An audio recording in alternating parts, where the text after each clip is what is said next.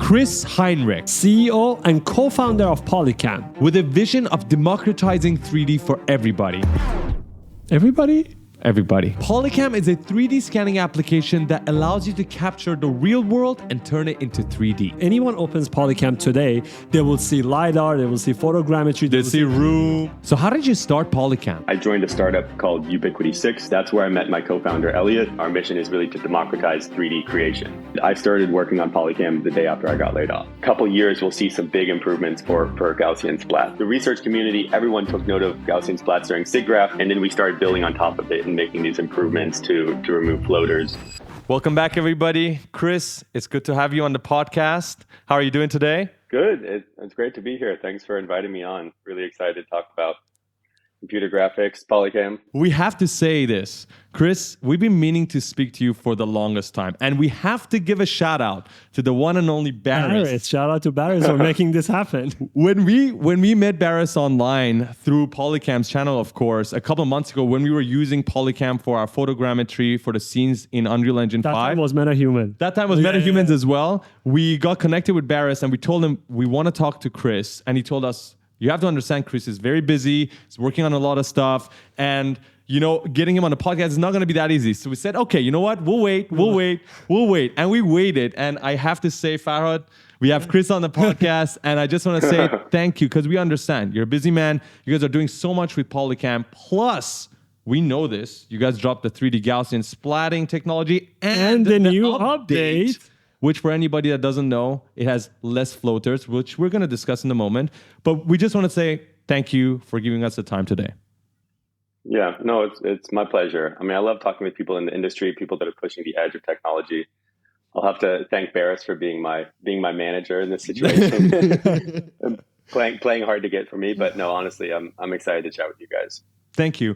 So let's start with something that is a huge mystery for, I believe, not just me and Farah, but almost everybody who uses Polycam.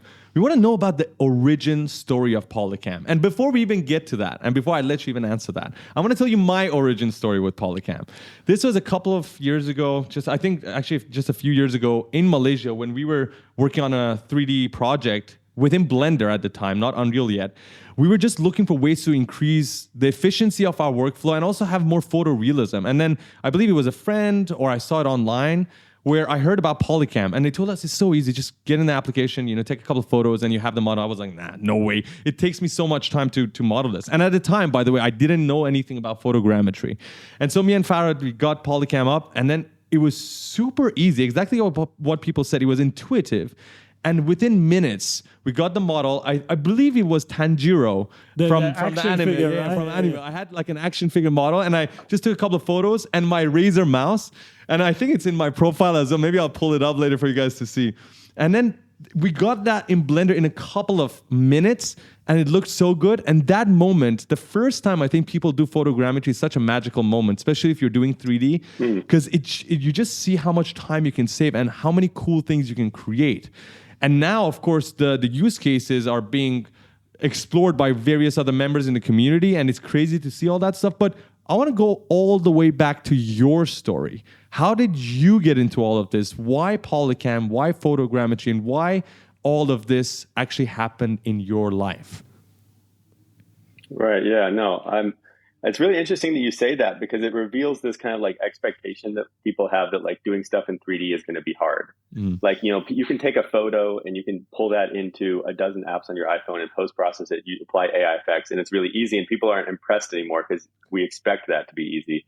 But with 3D, there's this expectation that it's going to be hard. And that's kind of like what Polycam is all about, is trying to democratize it, trying to make it easier, and trying to make it so this next kind of generation of creators, I mean, eventually it'll be taken for granted, but if you've done your job well, then the ease of use is something that will be, taken for granted. So I'm glad to hear that's how it played out with you guys, and hopefully, it plays out over the next 5 to 10 years with lots of other people. But my interest in 3D scanning actually dates back to like 2016 or 2017. So I was finishing my PhD in physics. I was kind of looking out for what's next for me.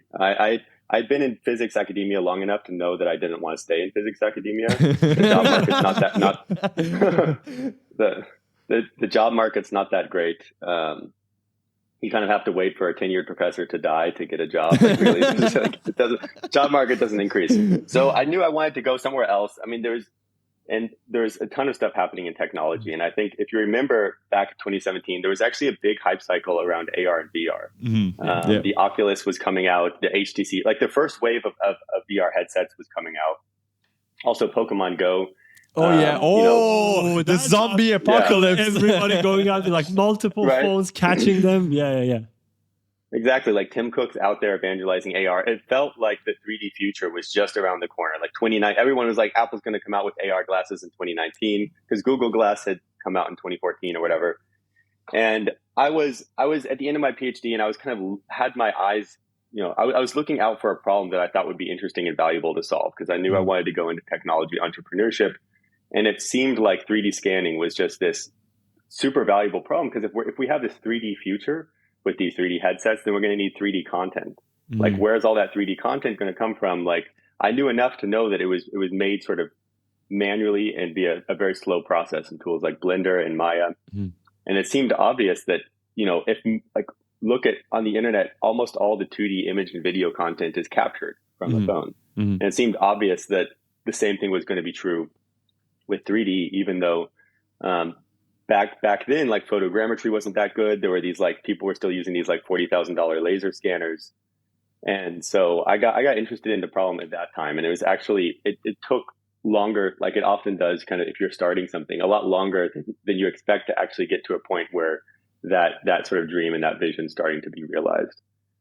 So in my case, I started a company after grad school that was originally intended to be a 3D scanning company. We were going to 3D scan products for e-commerce companies that were going to power their like VR shopping sites or VR AR shopping sites.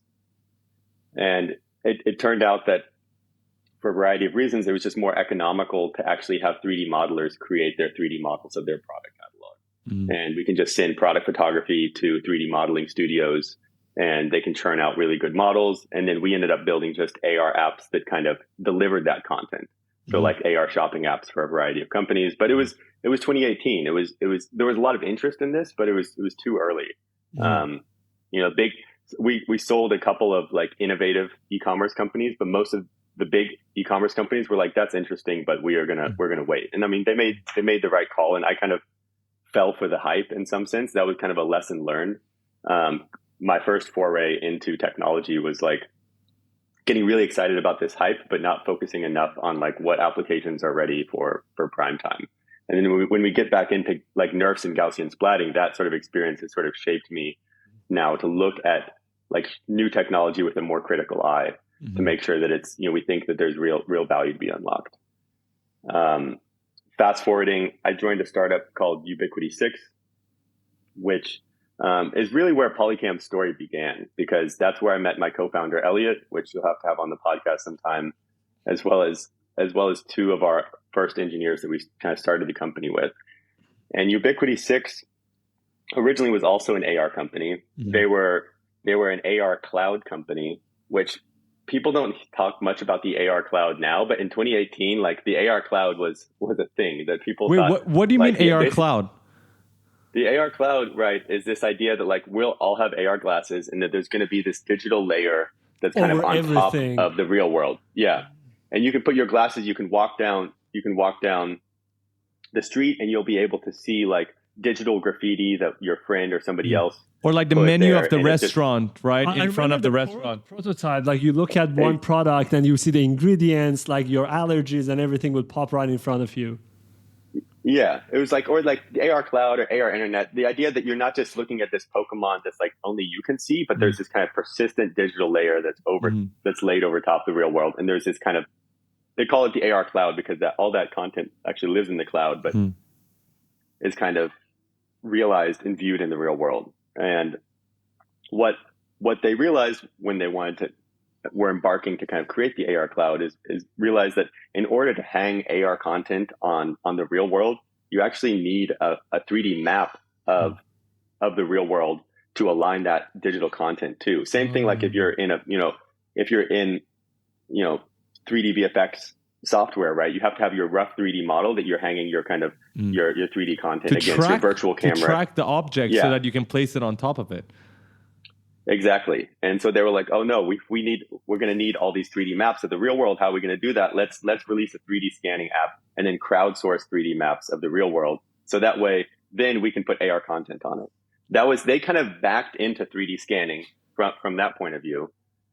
But ended up releasing an app called Displayland, which was a really great, early 3D scanning mobile app. It was like kind of the first one that had mass market appeal. And even though it was like faster and not quite as easy to use as Polycam today, I think for a lot of people that used it, it had that similar feeling of like, oh my gosh, photogrammetry is a lot easier. I'm just taking a video on my phone, uploading it to clouds, taking care of it, and then I get my 3D model back.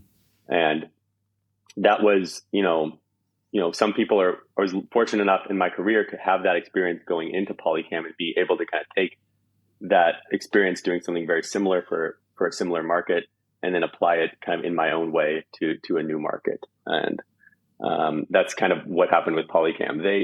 They Ubiquity 6 didn't manage to find quite the sort of market fit that they had hoped for as a company. And during the pandemic, kind of like, I think a lot of companies that were unsure of their position in the market, they kind of pivoted and changed direction, laid off half the company, including me and my co-founder. They did something unrelated to 3D. They did something related to video and then ended up getting acquired by Discord. So it was a good move on their part, a happy ending for, the half of the company that got to take part of that. But for me, I got laid off along with like the rest of the 3D team kind of in the middle of the pandemic. And I started working on Polycam the day after I got laid off. Basically. Wow. That's fascinating. The By dots way, have been connected. I searched all over internet. I couldn't find anything on this topic. Yeah, this is crazy. I have so many questions, but Farad, I know you haven't too. So I'll just ask one question because you started Polycam. What was the first product that you guys go with? Because if anyone opens Polycam today, they will see LiDAR, they will see photogrammetry, they see room, 360. They'll see so many things. What was the first thing that you guys worked on? Yeah, it was LiDAR scanning. That was the thing that put us on the map. And we just got really lucky with the timing there because Apple added this LiDAR sensor to the iPad in March of 2020. And I got laid off in June of 2020. And there were rumors that they were going to bring it onto the iPhone in, September, October of 2020, during the normal iPhone cycle.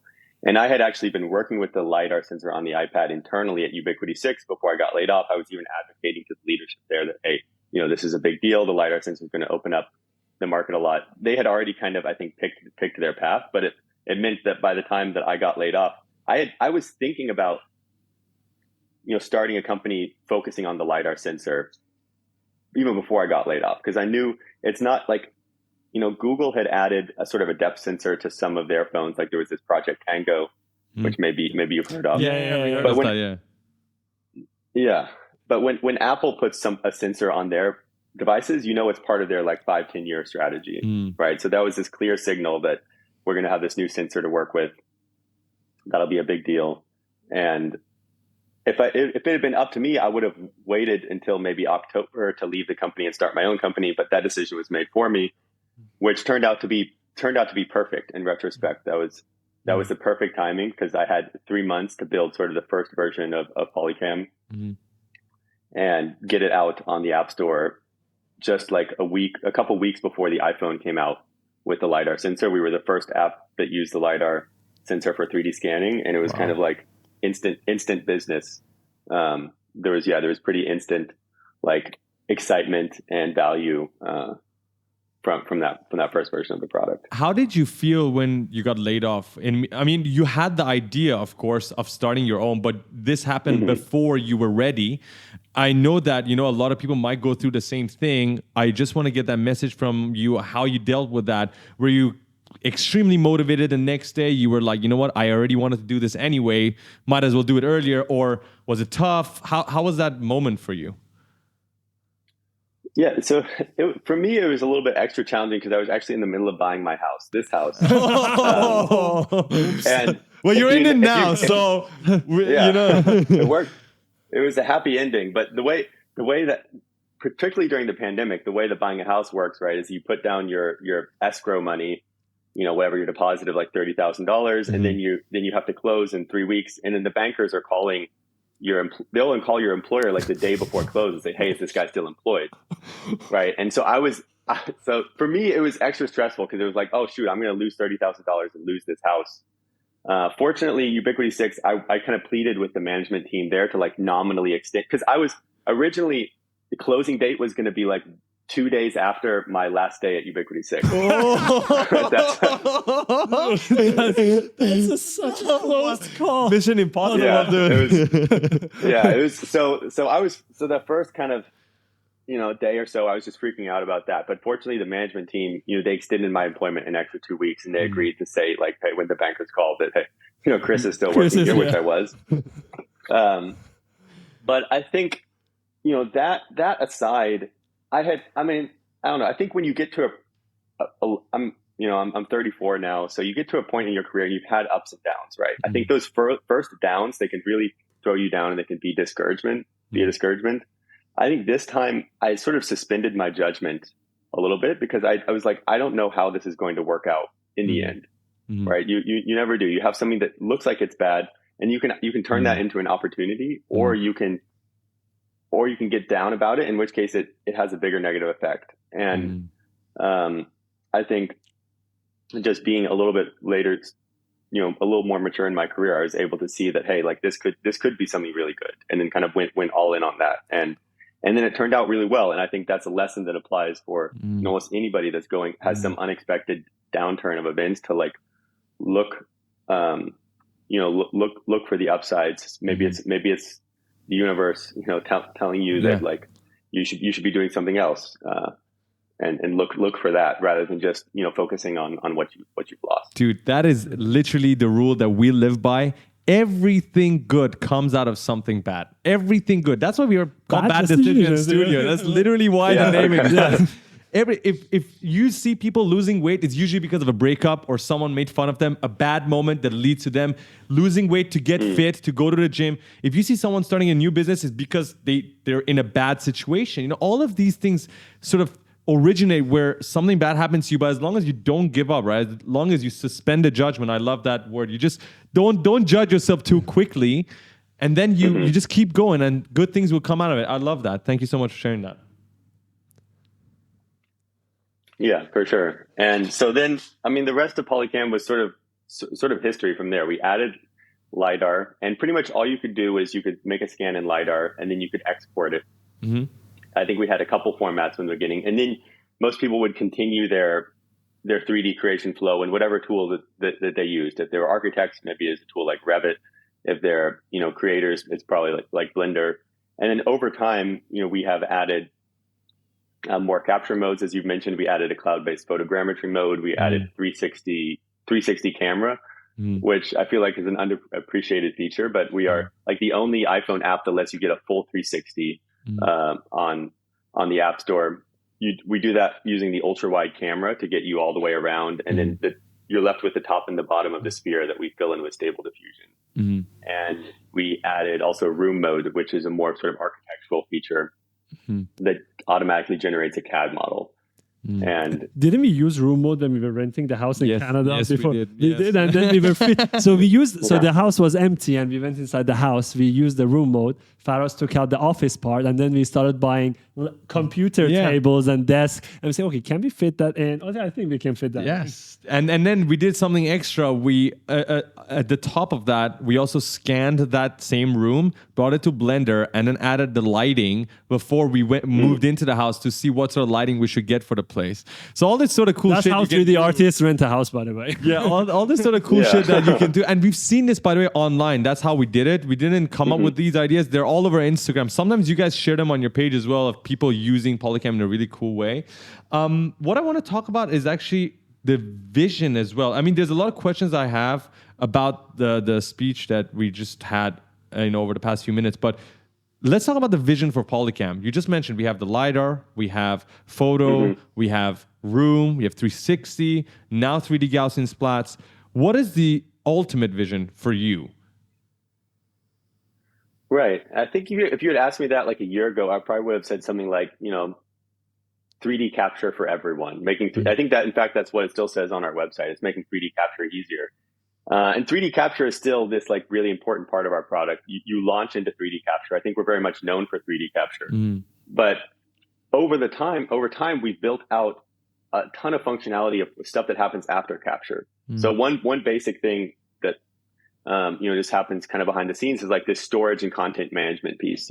Being able to manage 3D content, being able to export it into any format you want is still a big pain point in the industry. There's a lot of fragmentation with different file formats. So we invested in cloud infrastructure to be able to like back up your models to the cloud. You can log into our website and you can view them. The same things that you view on your phone, you can view on the website. You can download them in a dozen or so file formats. So we built a lot of content management features. We also started building in our own kind of first-party editing tools. Like we have a crop tool, we have a rotate tool, and there's a lot of other editing tools that we are planning to build. And so I think that vision of like 3D capture itself is kind of too limiting because we're building a lot of non-capture pieces. And now I would say, our mission is really to democratize 3D creation as a whole. And I think we're starting where we have our beachhead as a company is with capture or creative workflows that start with capture. Oftentimes they don't end with capture. As you have to do a lot of post-processing and cleanup to get them to something that's, production ready. And that's the sort of stuff that we want to build into Polycam. But over time, like going back to your early point about 3D creation being hard to use, I think like most of the popular 3D creator tools today are, they were built in the 90s. They were very advanced products for their times, 90s or early 2000s. But there hasn't been that same modernization of those tools that we've seen with photo and video creation that are really, you have easier to use user interfaces. There's usually powerful applications on web and mobile. There's a cloud component to it where it backs up and manages your content for you. There's like AI features that are coming out, almost every week or month these days. And we're not seeing that innovation happen in these traditional 3D tools. So I think there's this big opportunity to kind of like build sort of the modern 3D creation stack from the ground up. And I think capture is going to be a really central part of that. But so will, maybe generative AI, or so will workflows where you start with a model that you made in Maya, but then you want to apply you want to rig it and animate it. And maybe you do that in Polycam. One more thing I want to ask you is about using 3D as a social medium. Now, all the social medias are 2D. You send photos to your friend, you send videos. Do you see a future that 3D will become a primary element? I mean, that was a topic that we were discussing with Faraz the other day, that slowly it will be time that instead of sending photo to each other, we can send 3D to each other and we can view them quite fast. Like spatial captures. I mean, that's what Apple was showing with the VR, right? The Vision Pro. So what do you think about that actually? I think if we're talking about like, long term, then yeah, absolutely. I think the thesis that basically, the world is 3D and our brains perceive things in 3D. And that's why like it's still so compelling to do so many, be out in the real world, I think. And so therefore, like eventually a lot of our digital content that we consume will be 3D. I think that's as true of a thesis as it's ever been. And I think it's just, you could have said that 30 years ago and sounded just as like visionary or whatever. But I think the things that it turns out that it's just 3D is a lot more compute intensive. It's a lot harder. Like basically, getting a good, like Gaussian splats, I think are the closest that we have to something like a 3D photo. Like you look at it, you can turn it around and it looks, very close to the real thing, but there's still a ton of problems to solve. You can't capture people really well unless you have this like super expensive rig. Unless you capture every side of something, the up and the down, the back and the forth, like you'll end up with holes in your model. And so I think that like, yes, that future is there, but we're kind of early in that journey. We need better creation and we need better consumption. How promising is 3D Gaussian splats in your opinion as a technology? Yeah, I mean, I think it's super promising. I mean, there's the obvious reasons that it looks great. Like we're seeing photorealism like we've never seen it before. I think even the quality is better than some of the best nerfs. But the thing that really kind of caught my eye, again, kind of looking at it a little bit more looking at nerfs a little bit more critically and looking at splats a little bit more critically, was, one, the performance is really good. We can render these things in commodity hardware at a real-time frame rate. And that's something that you couldn't do with nerfs. And that's critical for the type of experiences like you're talking about, sharing it with your friend on your iPhone. The other thing was we started to see community integrations coming out. So you could pull these things into other tools like Unity and Unreal. And those things were because they're easier to render than nerfs, those things kind of just started popping up on their own. And that's a sign that like the ecosystem is kind of rallying around this format, this representation. Was that the primary reason that you guys delivered 3D Gaussian in such a speed? So 3D Gaussian paper was released back in August, if I'm not mistaken, during SIGGRAPH. And you guys delivered the product, I think, in the closest amount of time. I think it was in 2 months. Yeah, we didn't expect it. We were surprised. But when you guys, I think, posted on Twitter, I messaged Barry. I was like, wow, what the hell? Like, how did you guys, when did you guys started working on this? Was that the reason? Because what you mentioned initially about choosing the technology, and for a company like Polycam, selecting a technology to be a part of your product on your app, it wouldn't be an easy decision. Was that the primary reason that you said, oh, I've seen 3D Gaussians, these are promising, let's go with them, and this is a long-term future that we are betting on? Yeah, it was really like, I saw the paper, I saw the things on Twitter, it was impressive. But the thing that really pushed me to want to adopt it was kind of seeing this community adoption, because that's something we had never seen with nerfs. With nerfs, we had seen, really good results. We had seen a lot of excitement in the community, but it sort of hits this, like the super hardcore creators could use it because they can, they have a GPU machine, they can install the right version of CUDA. But beyond that, like you couldn't just pull them into Unity. So yeah, that was the thing that really swayed my mind. And it was actually I'd been watching it, but the point where I told our team that, hey, we're going to ship Gaussian Splats, to when we shipped it was actually only a week.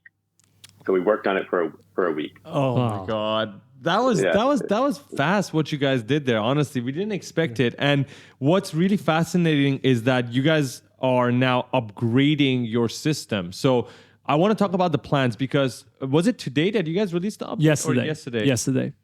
Yesterday. So can you tell us a little bit about the update? Because we tested it and we had less floaters, but I want to go into more detail as to... Another important about the update, beside the floater, what I love is the commercial use.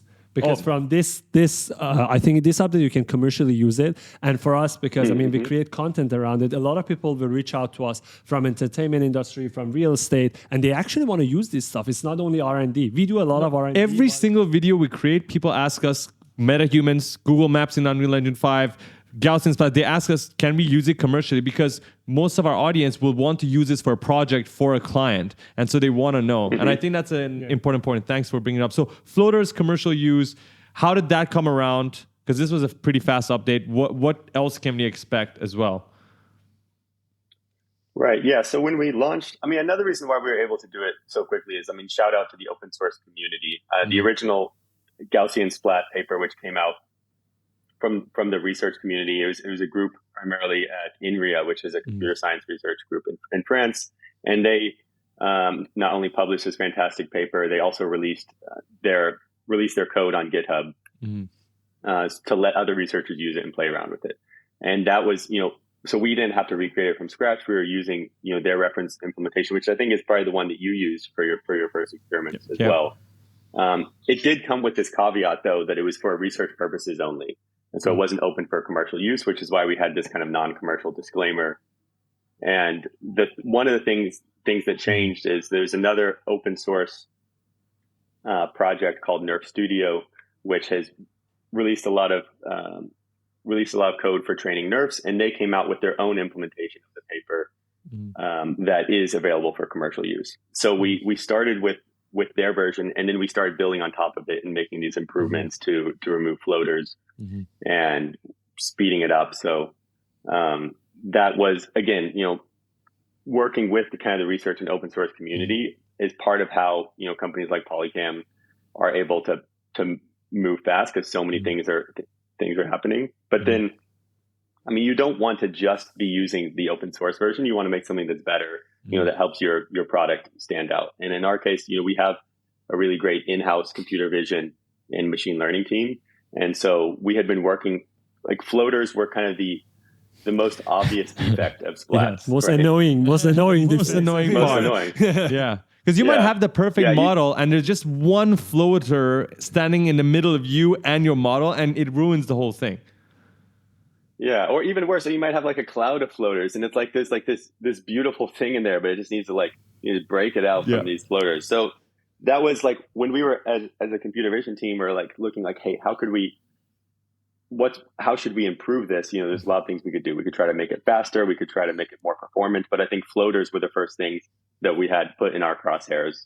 And we played around with a number of ideas, and then we ended up finding one that worked really well.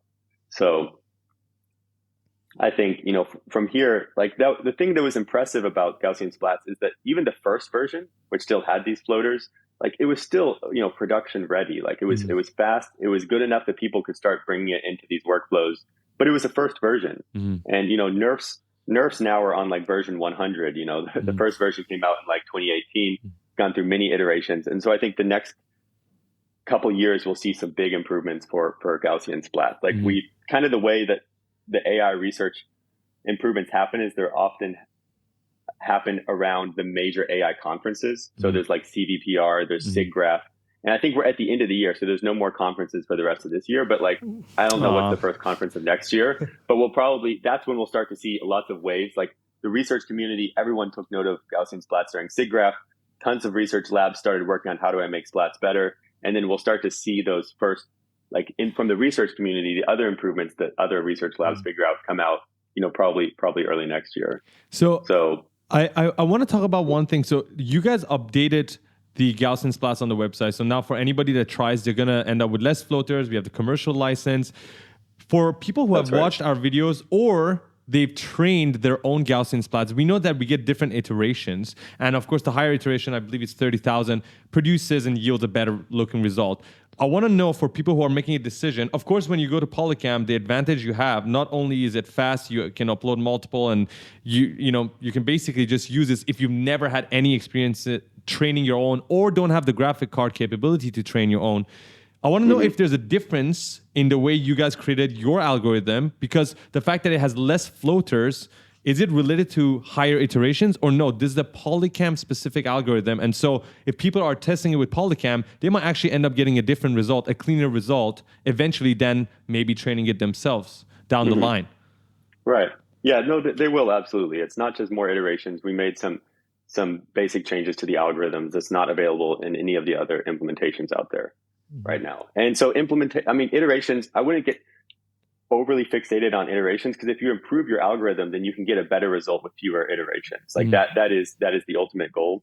So I think right now we use 15,000 iterations, but I think probably for the majority of data sets, that Polycam's pipeline will produce something that's better than the default pipeline for 30,000 iterations. And so yeah, it's both. I think it's that's one. Just that's better all around now. And what about the future of Gaussians? Because this is something that me and Faraz are really interested in. I saw that you tweeted about in the future being able to animate these Gaussians the same way we are connecting a skeleton to any of these blobs.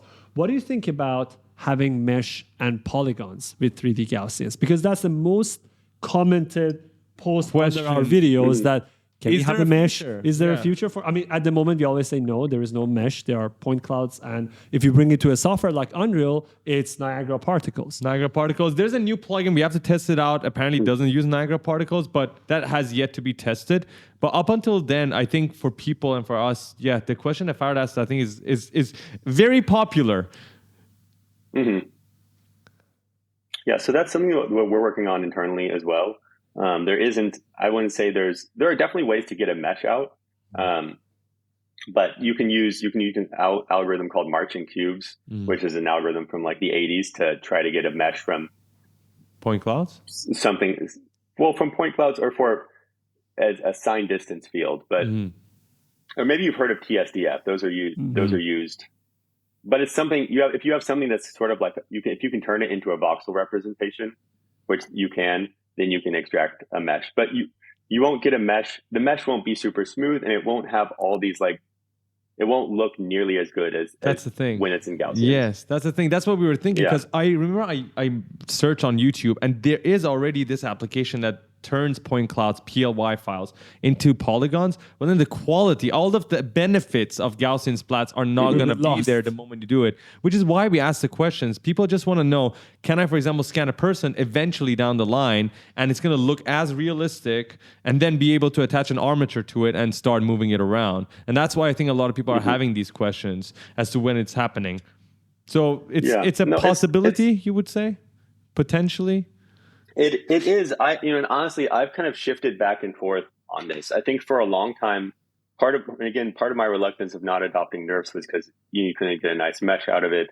And I would say that the whole computer graphics industry runs on triangles. Like, if you can't get it into triangles, it's not going to get adopted. And I mean, one thing that caused me to walk that back again was just seeing people build these plugins. For Gaussian splats. And I think there's a question of is there room for another representation? Like, meshes are the most common one, but we also have point clouds, and those have been around for a long time. They're still used. We also have things like, volumetric things that are used for fog and for liquids, which is not exactly a mesh either. And so I honestly, I think getting a mesh from, like, a scan of a human that has the strands of hair, that's a very, very hard thing. Like, there's a lot of computer graphics students that do their PhD on hair. Yeah. How do you make hair look good? Yeah. And it's really hard. Like, hair in a lot of characters in video games, it looks crappy. And to this day, 2023, to this day, we're not getting it right sometimes. I understand. Yeah. And so the splats, I mean, it's granted, it's not animated hair. It's not going to bounce if the character moves, but for some of the ones, if you go to our Polycam /splat page, there's some cases where the hair just looks excellent. Yeah. And so is that the one with the lady? I think, did you capture that with the lady and basically, I think there's a bunch of cameras around her. I think that's one of the top ones. Her hair looks fabulous in that. Yeah, no, I didn't. That was a community upload. Honestly, I was surprised how many uploads there were of characters in these kind of photogrammetry rigs. I think it speaks to there being this a really big need of how to capture people, even because the thing is, even if you had one of these multi-million-dollar rigs, using photogrammetry, you would still end up with the hair looking weird, and stuff like the little lights on the eyes that kind of move around, the reflections on the eyes that change as you move around a person, but they make that person look alive rather than like a statue. So I think that there will continue to be tension between, I think things will continue to look better in the native Gaussian splat representation, and we'll have to see what the research community does with it. I think it's totally possible to animate them. I think, but doing things like relighting them, I think fully relighting them, I think that will be a challenge. But yeah, it's an amazing time to be in the computer graphics industry, right? Because we're surprised every month by new stuff that comes out. So I'm reluctant to make strong bets, but I would say there's not an easy answer, an easy solution. Totally understandable. And I kind of know what question you want to get into, and I'm going to lay the grounds for it. But I just want to say, I also appreciate the fact that you said this might just be another 3D representation and might not have to turn into polygons. That's something for people to consider and ourselves. We want to talk a little bit about AI. Yes. And I'm just going to lay the grounds by saying, you mentioned within the 360 application of Polycam, you guys take photos, right, of basically the wide angle. You guys use the wide angle lens, and then you fill the top and bottom with stable diffusion. So we had one question related to that. So for 3D Gaussians, do you think it's possible that we can start incorporating AI in a way that we can fill the missing frames and angles that were in our raw input? So now, for example, if I take a photo from 3/4 of a building, I will have it perfect, but I can't go around it fully because that frames were missing in my capture. Do you think with AI we can refill all of those in the future? Yeah, I think that's one of the most important unsolved problems in this field of 3D reconstruction. You can totally see it how an AI could fill that in, because it can fill in these images super well. And there's impressive stuff with video. With 3D, one of the bottlenecks is you need all of these, in the 2D case, the stable diffusion that can fill in big holes in the image. It can do that because it's seen every image on the internet, right? Almost. There's billions of images, and there's not like billions of 3D models. Certainly not billions of 3D models that are just out there on the internet.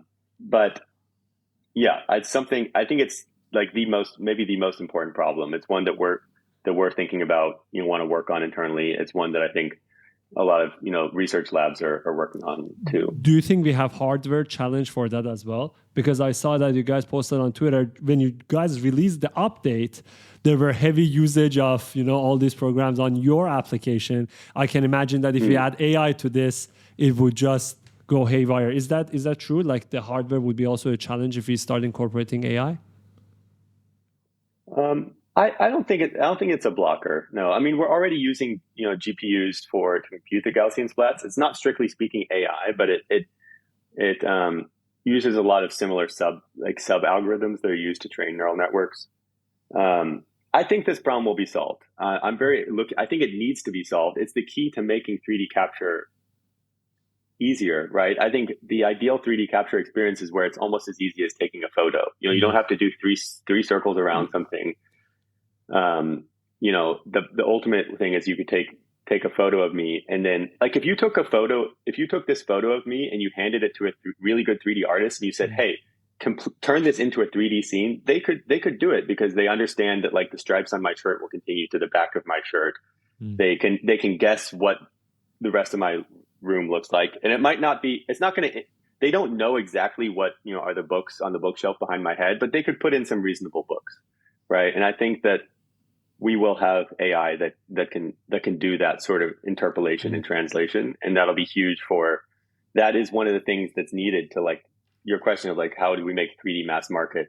I think that's one of the missing pieces, and I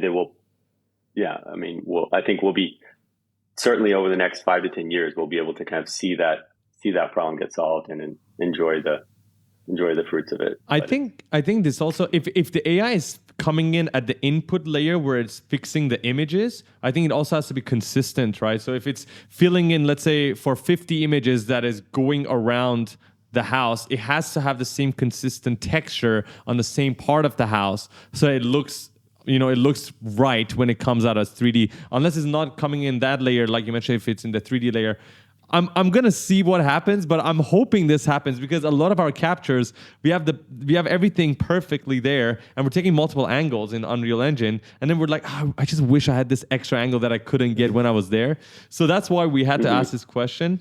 I want to just take it back to the very beginning of our conversation. You were talking about AR cloud, and I didn't even know the term AR cloud. Do you think that's still happening? Do you think that's going to happen now that Apple came into the whole game of having Vision Pro on your head? Of course, the form factor needs to get smaller, but where do you see that going? And are you going to be a part of that when it happens? Yeah, I think that we'll still be surprised by the killer apps. I think the killer applications of AR and AR glasses. I think that there was like people saw Pokemon Go take off, and then they were like, okay, this is the killer use case. We're gonna have like dinosaurs, running around running around the streets and stuff like that. And I think that's like not gonna be that could be like a fad that people are excited about and like has a peak and a bust. But I think enduring use cases will be ones that deliver kind of more value. So I think in the AR cloud situation, there could be things that actually layer meaningful content on top of the real world. Like if you're in a museum and there's like a plaque to the side that explains what you're looking at, or things that give you directions, like things that give you valuable information at the right time in a sort of contextual way. I mean, in that sense, like using Google Maps is already kind of like an AR feature, if you will, because you're navigating around the real world and it's giving you digital information that's contextual and related, using GPS, contextual information to your immediate surroundings. And so, but I think there's a lot to figure out. The main way I think that we will be involved is that like a lot of those AR experiences will need to have 3D content to realize them. And I think our mission is to really build tools that empower the 3D creators that need 3D models, or they need back 3D environments or 360 photos to make their AR and VR experiences, and we'd love to be, the tool that's powering a lot of that creation. Mm-hmm. Speaking of empowering the creators, are we going to see editing tools for Gaussians on Polycam in the future? Is it a part of the roadmap or no? I just want to drag on top of the Gaussians and just delete the ones that I don't want. That's my dream come true. We're working on stuff there. We don't have anything to announce yet, but I think I'm in the same boat. I want to edit the Gaussians. There's not great tools out there. Unlike, we launched, photogrammetry, but there are already great tools for cleaning up a mesh. Like we can bring some of those into Polycam to make it a little bit more streamlined for people, but it doesn't change what people can do. But right now, there's just like, there's this clear hole in the market where you have your splat, you want to clean it up. There's not great tools for doing that. Yeah. Awesome. And I just have one final question that I want to ask. I think Chris has been into multiple market cycles and he has seen, AR cloud, I think NFTs and Web3, and now with AI. I want to know, as a CEO of a startup, of a company, how would you advise other entrepreneurs to detect something that is actually a trend, like what, or something that is at it with a critical eye? Yes, exactly. Yeah, what you said. Yeah. How would you, if someone asks you that, oh my God, nowadays it's very hard to be an entrepreneur because today I wake up, there's a new tool that might kill my app. Tomorrow I can wake up with another one. And I'm also competing with the big guys, right? They always have more money because I know people have this mentality, especially when they're small, but you already surpassed all of that, right? What would you give as an advice? Mm-hmm. I love that question. The first time I went into AR with this AR shopping, I knew nothing about shopping and nothing about AR. The second time, I'd been working at an AR company that was building this 3D capture tool, Displayland, and that tool was serving 3D creators. So I already had, a good understanding of that market and the applications for 3D capture. And so when I started Polycam, I came into it with that good understanding of the market. And I think working on something that where you know an industry, you can always expand outside of that. If you're growing a successful company, it will expand. But starting with something where you understand the pain points, that's still something an AI can't automate for you. It can't tell you that there's this specific need in the market. So for your audience, it might be people knowing certain problems in the computer graphics industry or certain pain points, like when they're trying to do something in Unreal and it's just like, oh, this problem hasn't been solved. But if they're a coder or they work with a coder, then maybe they could build, a small tool for solving that problem. I think people should always be a little bit suspicious of hype. If something is blowing up on Twitter, it either means that it's a fad, or it means that that cat's already out of the bag, and that you'd be too late if you wanted to jump on that bandwagon. You need to trust yourself, your instincts, more than trying to copy what other people are doing. Because like I said, I got interested in 3D capture in 2016, 2017. Nobody interested in 3D capture at that point. So, so I would say, if you have an interest and you think something that you're kind of drawn to, I wouldn't be discouraged if it's not the thing on Twitter now. If there's some real value there, then it probably will be at some point. But most of the people that are building successful companies, they were working on that thing before it was cool. And if they were successful, then maybe they helped to make it cool. And I also think it does take practice, and you can't be afraid of failure. Like, this is my Polycam's kind of my third time's the charm, third time around. And so I think people can also get into this analysis paralysis where they have some idea, but they could see all the ways it would fail. And so they never kind of go in. And I think you have to go all in to learn the things that you don't know. You don't know what you don't know. And the best way to get that is to kind of is to get experience and get your hands dirty and feel the pain of failure. And then, like we were talking at the very beginning, that in turn can lead to the next thing. There you have it, guys. That is the best way to conclude all of this motivational, but more so than motivational, inspirational message from Chris. Thank you so much for joining us today, man. We had just the best time talking to you, and we're even more excited to see what you guys work on, especially now that we know some of the stuff you guys are working on are going to be holding you accountable for all these we're updates that are all coming of this up. and keeping it. So we're looking forward to all of those updates, Chris. Yeah, no, it was my pleasure. Thanks for having me on. And talk to you again soon. No worries, man. Thank you so much. Yep. Will do, man. And thank you to everybody listening and watching. If you guys haven't tried out Polycam to this day, come on. We already made so many tutorials. Go and give it a try. Especially 3D Gaussian Splats. That's the one. You should be creating. Now you can use it with a video. You don't even need to take photos. Yeah. Just record a video, see the result. You'll be amazed. Easy, man. All right. We'll see you guys on the next episode. Until then, Ciao. Ciao.